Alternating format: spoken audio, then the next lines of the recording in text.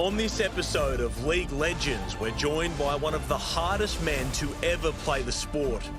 Stephen Blocker Roach played his whole career with his beloved Balmain Tigers. He represented his state on 17 occasions and his country 20 times.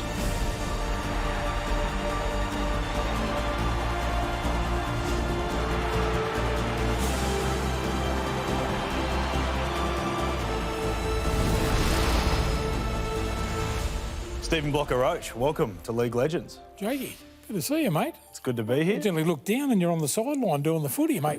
It's good to see you in person. It is nice to be here. It's so close, and to talk about your illustrious career that you had playing rugby league.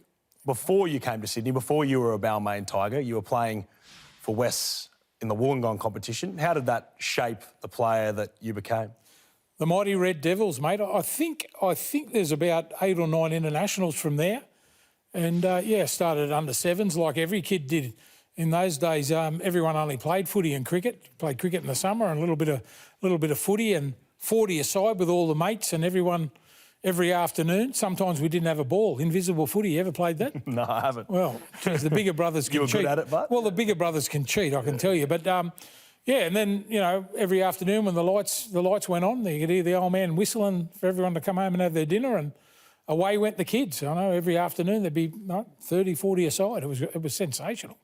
And you grew up idolising Graham Langlands, a man from Wollongong as well? Yeah, Graham Langlands and Bob Fulton, they were the big idols. It was funny, back in those days, Jake, Arthur Beetson was my favourite player of all time, and, mate, we used to watch Saturday afternoon on the ABC was the only rugby league game on. So, we'd be waiting, and half-time be playing knees footy in the hallway and all that sort of stuff. And, those guys were like, legends. Graham Langlands, Bob Fulton, those sort of guys were both became immortals. And, mate, every kid looked up to those guys, What did you try and do to be like them? There's something with your boots. Graham Langlands was sponsored by Adidas, and Adidas had 3 stripes, and I used to get these plastic, crappy old boots from down at Kmart. I didn't know any difference, and they had 4 stripes on them. And my mum would pick the stripes off each boot, so I had 3 stripes like Graham Langlands. Yeah, mate, it was great, mate. What a player! I remember going and watch him and Bozo on that when they were young in their careers, and that playing against the Poms and all that sort of stuff, and really ignited when we used to get up at 3 in the morning with your dad and sit up and watch the footy when Australia was playing England over there, and watching those guys play footy. It just made everyone want to play the game. Of course, you were a very different player to them. I wish I was as good as them, I tell you that. But when you were coming through, when did you start to realise the kind of impact that you had on the field and what your game was? I got picked in a country under-18s team when I was 17. And we played against City. That's in the old days, the great old days when City played country. Don't get me started, mate. It should be still on, don't worry, because it was an opportunity for young blokes in the country to sort of show their wares. And I got picked up by the Tigers. There was a great man named Noel Yeomans, who was a Wollongong bloke, and I grew up with him. He was a father figure to me when I was a young kid, and he'd coached Keith Barnes and Harry Wells and all those sort of guys. And he just said to me one day, mate, you interested in going to Sydney? And I'm going to talk to Keith Barnes, the great Keith Barnes, and do you want to come and have a game? I said, mate, when do we go? I had my bags packed and away I went. It was a great opportunity. Very tough. In those days, you had to play 2 years in the juniors, so I played with the Balmain Police Boys for a couple of years, and then I was pitched into grade with the Tigers, and mate, I never wanted to go anywhere else. So they were the people who gave me an opportunity to do something with your life, I suppose. And, mate, I love the Tigers. I still love them now, although it's not the Balmain Tigers anymore. But, mate, still that emblem, mate. It's pretty good. Getting to debut at Leichhardt Oval, the 8th wonder of the world. Yes. What was that like? Mate, unreal. Dream come true. They used to do the Leichhardt walk, and they still do it today when they play at Leichhardt. Is all the pubs would be full around the lunchtime and all that sort of stuff, and then the Tiger walk around the back of the stadium, and then they'd walk in. Now it's called Laurie Nichols Lane, where they'd walk down and then go into the stands and go into the game, and the greatest memories for me was, you know, Laurie Nichols singing out Wayne Pearce, he's so fierce, Gary Jack's the world's best back. You know, it was great. We'd run out, and the last bloke I ever saw as I'd run out onto the field, and we mainly played on Sunday afternoons, I'd look over the hill and the hill would be packed with a sea of orange and black. You know what I mean? On a Sunday afternoon, there was nothing better than running out there. And the great thing about Leichhardt Oval, as you called it, the eighth wonder of the world, was people could reach out and touch you. You know, that's how great how close the fans were to the game. And mate, it was a great place to play footy. And I hope down the track that they can do it up, and then everyone else can experience what a special place it is. There's a great shot of you when you were captaining the Tigers for the first time, and there's Laurie in your ear talking to you, and you look like you're in the zone. But do you remember what he was saying to you at the time? Not really. You know, the bloke used to turn up to training. Honestly, come down to train. He was that. I mean, he gave everyone energy. He was always upbeat. I'd never seen Laurie down. No, I can't really remember what he said to me, but I remember captain of the Tigers one day against Elmer Fudd, my little mate Royce Simmons. And we were standing in the tunnel ready to do the toss, and I made the horrible mistake. The referee had tossed a coin, and I'd looked up like that to have a look to see how it was going to land, and he chinned me. And I said, mate, what did you do that for? You know? And he said, mate, I'll get one in before the game starts. He said, it'll probably be the only one I get in. It's a sign of what the game was like, wasn't it? It was a different game back then. Yeah, it was. I mean, I love Rod Reddy and Dallas Donnelly and Terry Randall and all those sort of guys. I actually thought that, you know, the brutality and the way that they played the game was the way the game was played. I don't know. We were growing up just watching all those guys and just, I don't know, trying to copy how they played. We didn't really know any different. We thought that's how you play footy. Was there an element of fear out in that field, coming up against some of those brutal guys and the way the game was? Yeah, of course, mate. I didn't sleep real comfortable when I was a young fella on Saturday night playing against some of those guys on a Sunday arvo. But, mate, you can't show any fear. You can't take a backward step. That's the way it was. And I don't know, mate. Of course you're fearful. I was fearful every game, but you got to do your best, haven't you? It was a good brawl with Les Davison. Yeah, mate, Les and I are great mates. We ended up playing at Warrington together, but, mate, that was the way it was. I remember Tugger Coleman used to be pretty chirpy on the field and that, and he used to be yelling out all the time about Big Ciro. Here she comes, you know, Les, here she comes, Les. Anyway, we played them. They won in '89, they won the minor premiership, and we had a set play to try and, mate, Warren Ryan was a genius about picking out where you should run and do it and all that sort of stuff and picking out blokes. Anyway, we had this set play where we went into dummy half and flicked the ball back into Ciro. And the aim was to get at Tugger Coleman in the semi-final. Anyway, Ciro ran over the top of him and left like his boot imprints on his head and on his back and on his chest and all over the place. And Ciro slams the ball down and turns around and Tugger's on the ground and he said, there she goes. There she goes, big fella, you know. Benny, cheeky. Unbelievable. Spent most of your time protecting him. I did. They asked me the other day, I went to a thing for Royce Simmons and they said, how was it playing with Royce? I said, it was great. He could look after himself. Then he couldn't. Well, he could, but, mate, I tell you, he got me in a lot of trouble with his yap. But, mate, to be honest, in my opinion, I think he's the greatest Balmain Tiger ever to play. He was unbelievable. I was lucky enough, when I come to Sydney, we played in the Jersey flag together. So I played a couple of years with him before we both went into grade. And I seen him in a first grade game, a hooker, right? I seen him chip over the top, regather, chip over the fullback, regather and score. And I'd be going off my head going, mate, that's the greatest thing I've ever seen. You're a genius. And he'd go, what? You know, like, I've been doing this all my life, you know. Not boastful or anything. He'd just go, mate, what are you doing? Let's talk about it then. The grand finals. First one, obviously, 88. 88. You didn't get to play. No. The suspension, 4 weeks, cost you the grand final. First of all, talk me through the suspension, the hit. Did you think it was fair? Looking back on it, we'd played, this was the times when it was the top five.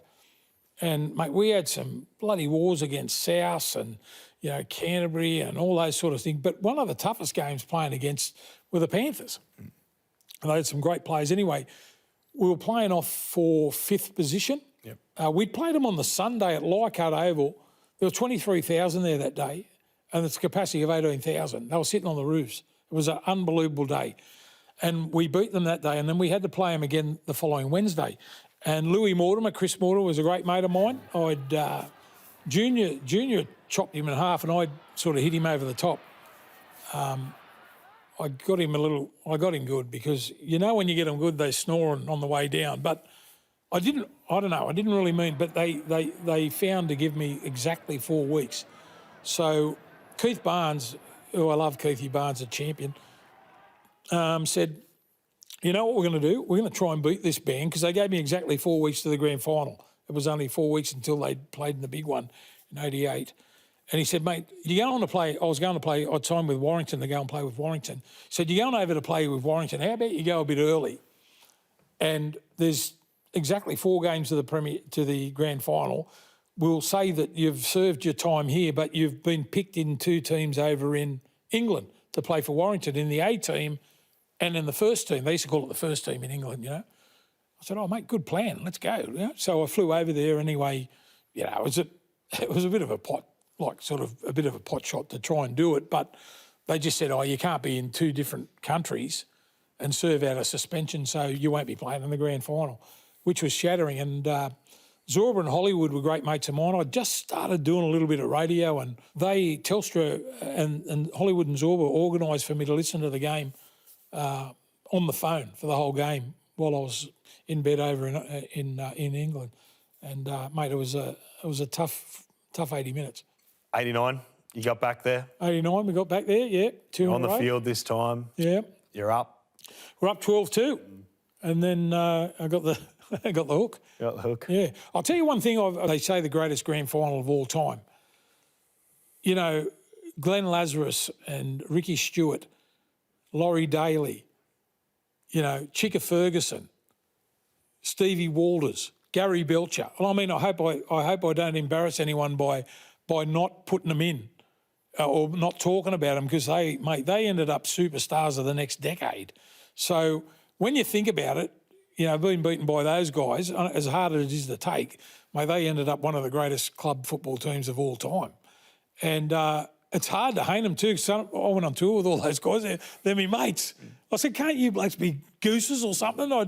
So I could hate you. You can't hate them. They were great blokes. We went up to the sheds with 32 seconds to go to get the magnum of champagne, you know, those big ones, to shake it up, and he thought we'd finally won. Come back down, and Chicka scored the try to level the scores. And, in those days, you only had 2 replacements. There wasn't all this blokes running on and running off. And once you were replaced, you couldn't go back on. So extra time comes, and Canberra played better.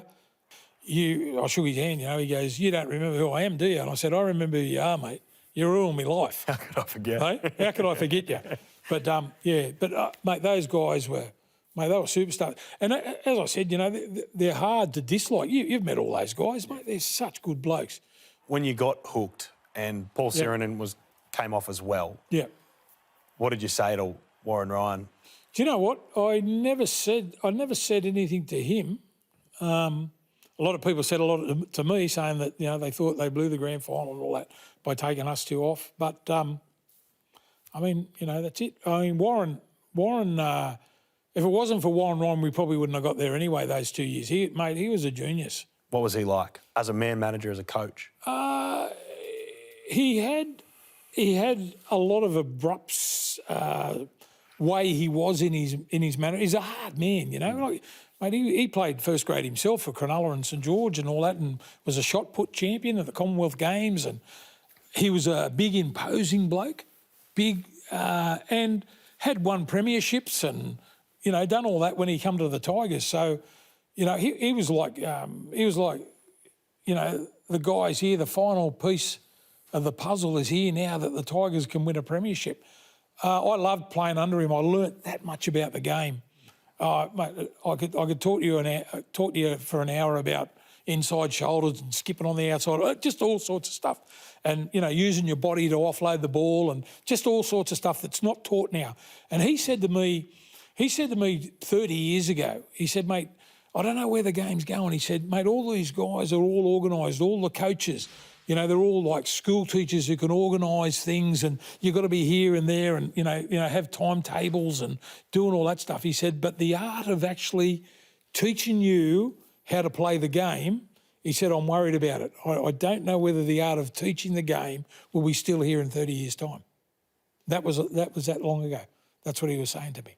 And now we see a lot of the forwards now, which I wish they would express themselves. But, mate, a lot of blokes in my position, you know, they're finding, you know, they're going straight and they're finding their elbows and knees to play the ball. I'm sure that if someone gave them the licence to actually express themselves and play the game the way, you know, the way that we grew up watching it, they'd probably love it even more.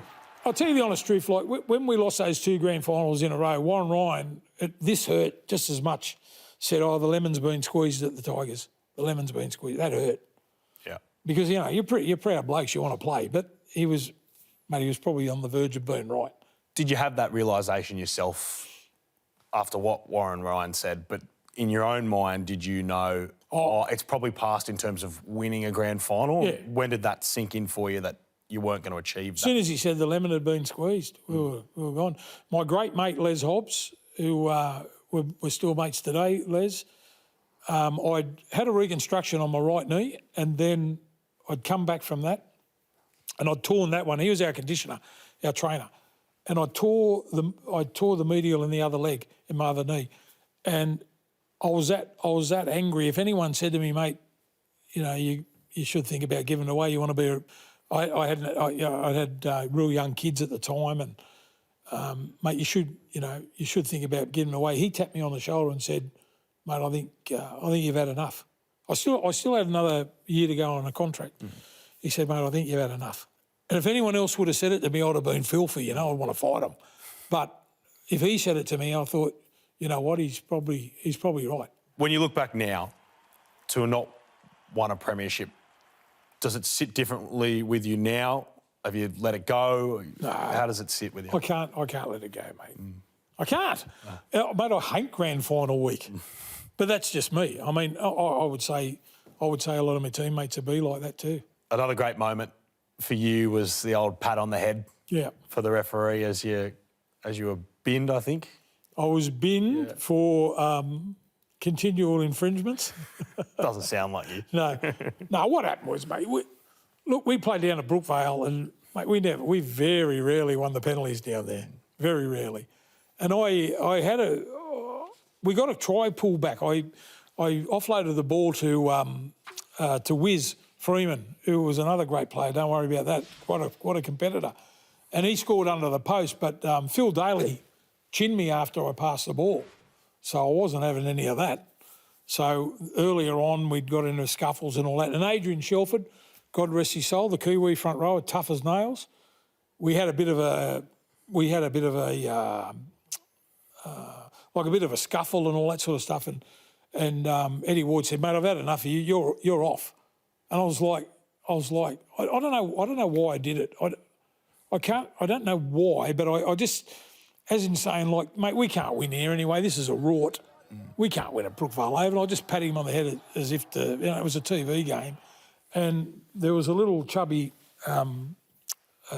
touch judge. Anyway, I said to him on the way off too, I called him a wombat with a couple of expletives.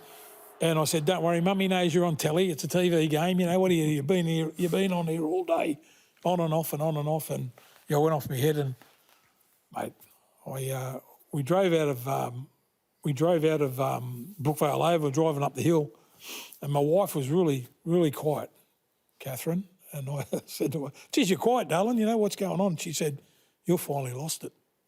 You're not all there. There's something wrong with you, you know. So anyway, I went in the judiciary and I got suspended. I got 5 weeks and $5,000 fine, which was a lot of money. And Keithy Barnes said, and you'll be paying the fine too.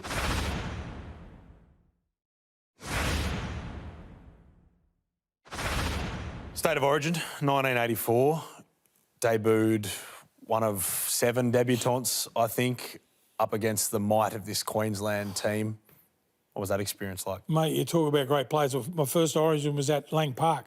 I can't call it Sunburnt Stadium or whatever they call it. I call it Lang Park. Mate, I can remember the deafening sound of studs going on concrete as the teams run out, and the fireworks and the noise, and then the crowd. Mate, very daunting place to play, but again, you got to do your best. I remember my first Origin series. My first game. I got $70 and a head full of stitches.